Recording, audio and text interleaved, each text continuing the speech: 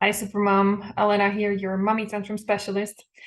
The episode today is for you if you feel too busy. There are too many things to do. You are angry and stressed out and resentful, maybe towards your kids who keep even taking the little precious time that you have left. And you feel trapped in your life and in your busyness and in your stress. So, what to do then? This episode will be super short so that you can get into it straight away. So, number one, connect with your why. What are you busy with? Why does it matter? Right? Because it's in these times when we lose sight of the bigger goal that we are after, that's when you feel like you're caught up in the day to day. And that's when it feels like it's just busy and it's beating me up. So eyes on the road, as I always say, you might have heard me talk about it before, and look at the goal that's in the distance. Why is it worth it? There might be some short-term pain. What is the long-term gain? And is there any? And if there's not, what can you drop off your plate when there is no payoff in the future? Okay. So step number one, get clear on your why.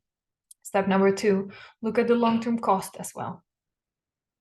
So if your why, part of it is your kids, and if you keep yelling at them every night because you're so stressed out and overwhelmed and you don't get the help and they are nagging on top or they are being unreasonable, not listening to whatever, name it. What is the long-term cost of you if you keep shouting at them, if you keep yelling, if you keep feeling disconnected, if it feels like you're enemies instead of allies, helping each other, feeding each other with love and connection? What is the long-term cost of that? And what is the long-term cost of you not getting the help you need? You saying, this is, by the way, why I'm doing this episode, because I heard it in 2 calls last week with moms who were a perfect fit for working with me. But they both told me independently, they were not in the call together, but they told me, well, I'm too busy. Like, we are doing this, we are just finishing this house, and it takes too much time and money, and how can I do this? And I'm like, how can you afford not to do that? Do you want to wait for your kids to grow up so that you have less things to do and then you will have time to get help? I'm like, you have it reversed. This is exactly why you need to do this now, right? So that even in the middle of the daily chaos and stress and unexpected things happening and going wrong, you can rise above and you can put your head above the water and breathe, even though there's a storm everywhere around you. This is exactly why you need it now. In the most busiest times of your life, you need this to not only survive, but so that you can look back 20, 30 years later and you will say, well, this is exactly what strengthened me. And thanks God I got the help I needed because I managed to turn it around completely. I stopped drowning and finally I started taking control. And from the victim who was helpless, I built my muscles and I built my power to feel like I can do this and I can survive and I can be a great role model also for my kids on how to manage stressful situations in their lives, how to manage their negative emotions, how to manage their frustrations and disappointments and being sad and being overwhelmed. How can I teach them on how to manage all of that with calm clarity while staying connected with the people they love the most? That's what they need you to do, right? This is one of your most important roles and jobs you will ever do in your life, right? At least that's how it felt to me. This is one of the most important things I wanted to teach my daughter. At times when you have so much bullying around, so much harassment online, offline, the kids are being so mean to each other.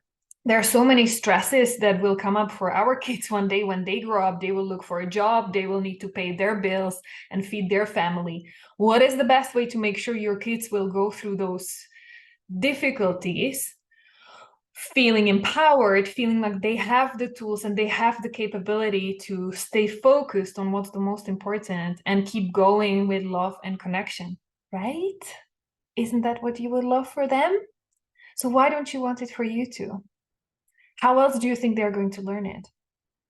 So this is the step number two, is no matter how busy you are, see what it's going to cost you if you don't do it now. Stop using the excuse, I'm too busy to get help. This is the reason why you should get help now. Okay, so that was step number two. And so then easy, step number three, go get the help. find what you need, find the help you need. Okay. If you need to free up some of your time, find how you can delegate or outsource any of what you're doing, how to have your kids help more, right? If you need help with cleaning up the patterns from your past, like, hi, this is something I can do in one session, help you clean up one like damaging beliefs that your parents planted in you, that you're not good enough, or you're not worthy of appreciation and love unless you're killing yourself and saying everybody yes, right? Do you feel like you would need help with being calm, even in those stressful tornadoes, on how to increase your stress resistance and not be triggered by stress, but actually be able to do even more while feeling okay? Well, hello, mental fitness here. That's what I'm doing.